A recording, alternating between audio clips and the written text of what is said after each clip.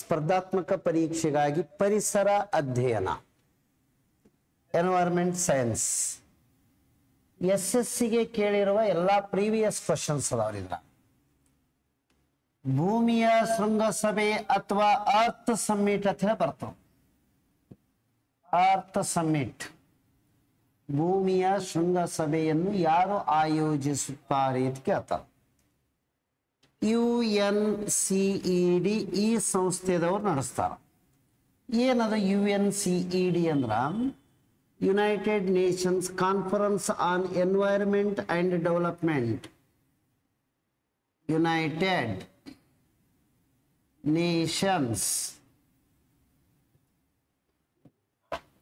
Conference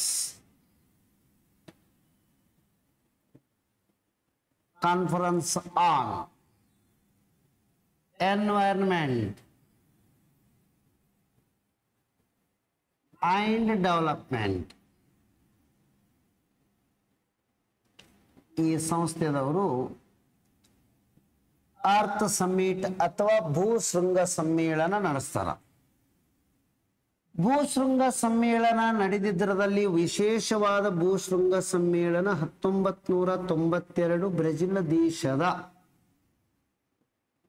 Brazil ದೇಶದ ರಿಯೋ D Janeiro ನಗರದಲ್ಲಿ ನಡೆದಿದ್ದು ಬಹಳ ಇತಿಹಾಸ ರಿಯೋ ಡಿ ಜನೈರೋ ಇದು ಫಸ್ಟ್ ನಾವು ಹೇಳಬೇಕು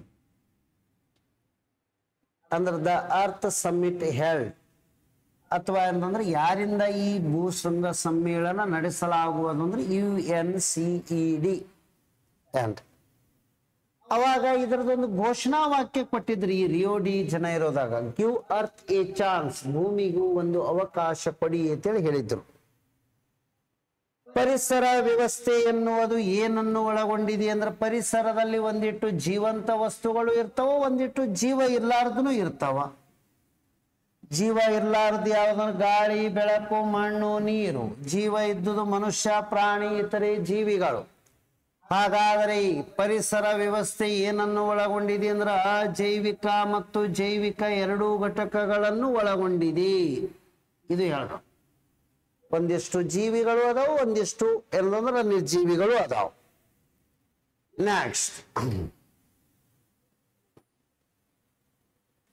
ಕ್ವಶನ್ ನಂಬರ್ ಹಸಿರು ಮನೆ ಅನಿಲ ಗ್ರೀನ್ ಹೌಸ್ ಗ್ಯಾಸ್ ಅಂತ ಹೇಳಿ ಬರ್ತದೆ ಈ ಗ್ರೀನ್ ಹೌಸ್ ಗ್ಯಾಸ್ ಅಥವಾ ಹಸಿರು ಮನೆ ಅನಿಲಗಳಿಗೆ ಇದರಾಗ ಯಾವ್ದು ಕಾರಣ ಅದ ಅಂತ ಕೇಳ್ಯಾರ ಹಸಿರು ಮನೆ ಅನಿಲಗಳು ಇವೆಲ್ಲ ನೆನಪಿಟ್ಕೋಬೇಕು ತಾವು CO2 ಅಂದ್ರೆ ಕಾರ್ಬನ್ ಡೈಆಕ್ಸೈಡ್ ಇದು 1 number 2 chlorofluorocarbon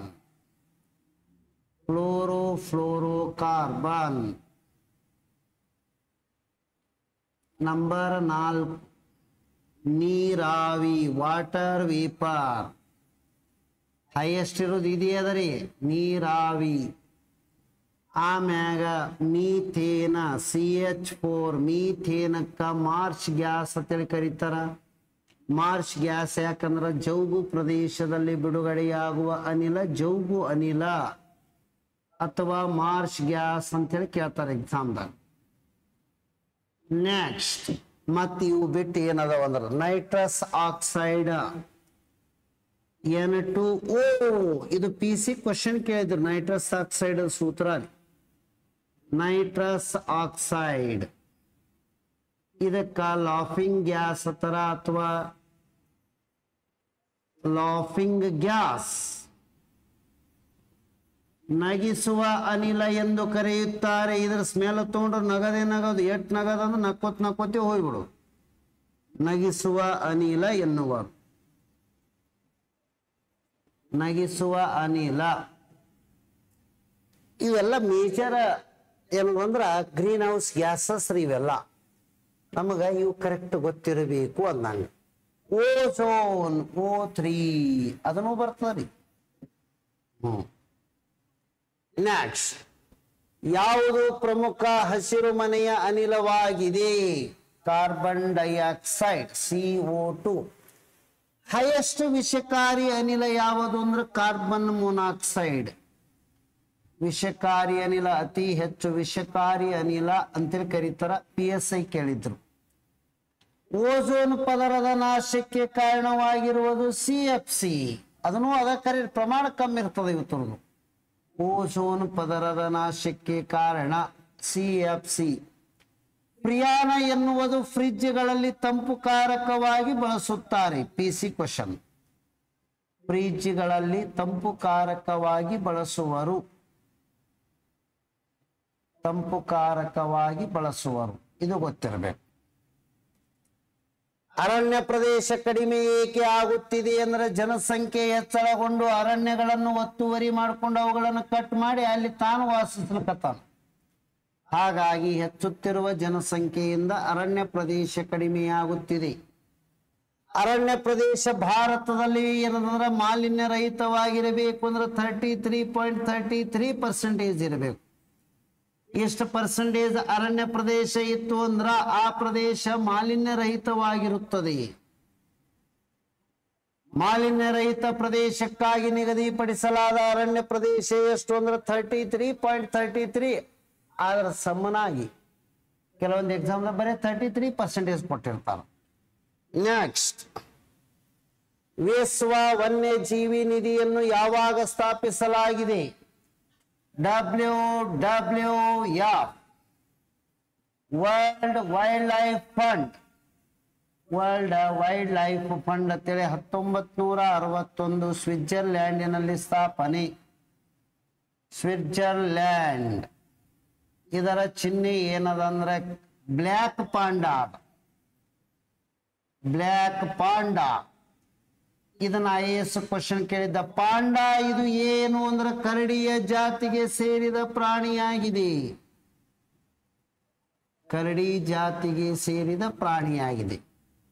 reserve sub inspector ಕೇಳಿದ್ರು. ಕರ್ನಾಟಕದಲ್ಲಿ ಕರಡಿ ವನ್ಯಧಾಮಗಳು ಗುಡೇಕೋಟೆ. ಗುಡೇಕೋಟೆ ಅದು ಎಲ್ಲದಂದ್ರ ಈಗಿನ ವಿಜಯನಗರ ಜಿಲ್ಲಾದ ಬರ್ತಿರ್ಬೋದು. ಮೊದಲು ಬಳ್ಳಾರಿದಾಗಿತ್ತು. ನೆಕ್ಸ್ಟ್,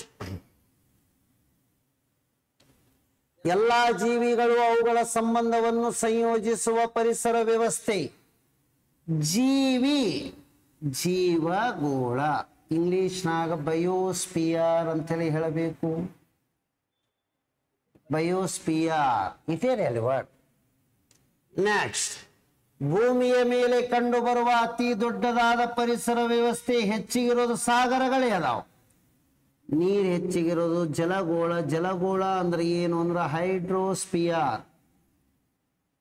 ನೀರಿನ ಭಾಗನೇ ಹೆಚ್ಚಿಗದ, ಭೂಮಿ ಭಾಗ ಕಡಿಮೆ ಅದ. ಅದಕ್ಕಾಗಿ ಹೈಡ್ರೋಸ್ಪಿಯರ್ ಅತಿ ದೊಡ್ಡದಾದ ಪರಿಸರ ವ್ಯವಸ್ಥೆ. ನೆಕ್ಸ್ಟ್, ಕೆಳಗಿನ ಯಾವ ಕಾರಣದಿಂದ ಅರಣ್ಯಕ್ಕಾಗಿ ದೊಡ್ಡ ಪ್ರದೇಶವನ್ನು ಭದ್ರಪಡಿಸಿಕೊಳ್ಳುವುದು ಇತ್ತೀಚೆಗೆ ಅವಶ್ಯಕವಾಗಿದೆ? ಅಂದ್ರ ಕಾಡನ್ನು ಉಳಿಸಿ ಅಂತೇಳಿ ಯಾಕೆ ಘೋಷಣೆ ಮಾಡಕತ್ತಾರ ಅಂತ ಕೇಳಕತ್ತಾರ್ರಿ. ಪರಿಸರ ಸಮತೋಲನ ಕಾಪಾಡಬೇಕು ಅಂದ್ರ ಅರಣ್ಯವನ್ನು ಸಂರಕ್ಷಣೆ ಮಾಡಬೇಕು ಅಂತೇಳಿ ಹೇಳಲಾಗುತ್ತಿದೆ. SSC exam MTS 2012 ಕೇಳರಿದೆ.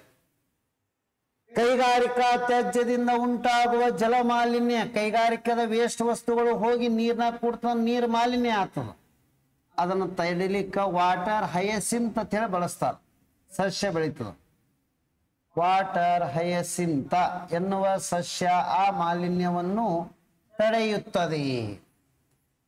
ಇದು ಎಲಿಫೆಂಟ್ ಗ್ರಾಸ್ ಅಂತ ಹೇಳಿ ಬರ್ತದ. ಅದೇನು ಸಂಬಂಧ ಇಲ್ಲ. ಇದು ಪಾರ್ಥೇನಿಯಂ ಕಳೆ. ಅತಿ ಹೆಚ್ಚು ಅರಣ್ಯ ನಾಶದ ಪ್ರಮಾಣ ಯಾವುದು? ಇದರಲ್ಲಿ ಅತಿ ಹೆಚ್ಚು ಅರಣ್ಯ ನಾಶದ ಪ್ರಮಾಣ ಯಾವುದು? ಹೈಯೆಸ್ಟ್ ಎಲ್ಲಿ ಅರಣ್ಯ ನಾಶದ ಪ್ರಮಾಣ ಕಂಡು ಬರುತ್ತದೆ ಅಂತ ಕೇಳ್ತಾರ. ಉಷ್ಣವಲಯದಲ್ಲಿ ಅತ್ಯಂತ ನಿತ್ಯ ಹರಿದ್ವರ್ಣ ಕಾಡುಗಳು ಇದ್ದು ಅಲ್ಲಿ ಮಾನವನು ತನಗೆ ಬೇಕಾದ ಕಟ್ಟಿಗೆಗಳು ಮರದ ದಿಬ್ಬಗಳನ್ನು ಇಲ್ಲೇ ಕಟ್ ಮಾಡ್ಕೊತಾನೆ ಜಾಸ್ತಿ. ಹಾಗಾಗಿ ಏನಂದ್ರೆ ಉಷ್ಣವಲಯದಲ್ಲಿ ನಿತ್ಯ ಹರಿದ್ವರ್ಣದ ಕಾಡುಗಳು. ಯಾಕಂದ್ರೆ 12 ತಿಂಗಳ ನೇರವಾಗಿ ಸೂರ್ಯನ ಕಿರಣಗಳು ಬೀಳುತ್ತವ. ಎರಡನೆಯದ್ದು ಪರಿಸರನ ಮಳೆ ಆಗ್ತದ. ದಟ್ಟವಾದ ಕಾಡು ಇರ್ತವ. ಕಾಡಿನಲ್ಲಿ ಬೇಕಾದ ಮರದ ದಿಬ್ಬಗಳನ್ನು ಮಾನವ ಬಳಕೆ ಮಾಡ್ಕೋತಾನ. ಹಂಗೆ ಮತ್ತೆ ಬೆಳೀತದ್ರಿ ಅದು. And next, ಧನ್ಯವಾದಗಳು.